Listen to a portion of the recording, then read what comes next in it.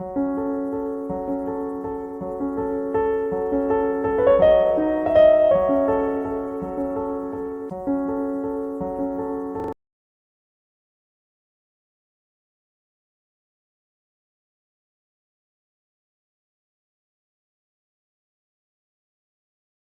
going to show you a quick shortcut for creating absolute references, and you can use this when you're typing or editing a formula. So first of all, what is an absolute reference? An absolute reference is a cell reference that stays locked on a specific cell or cell range, even if the formula is copied.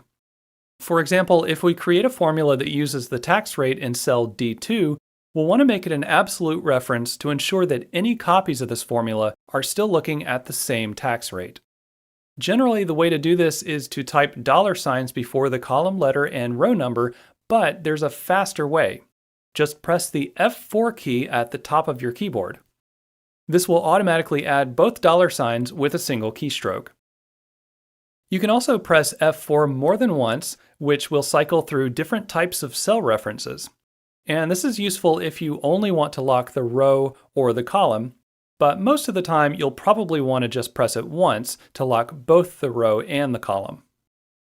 Now, on some keyboards, you may have to hold down the function key and then press F4, and that's because the F4 key sometimes controls your computer's volume or screen brightness by default.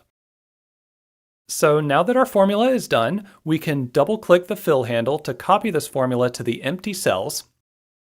And if you look in the formula bar, you can see that the D2 reference stays the same in all of the copied formulas, which is exactly what we want.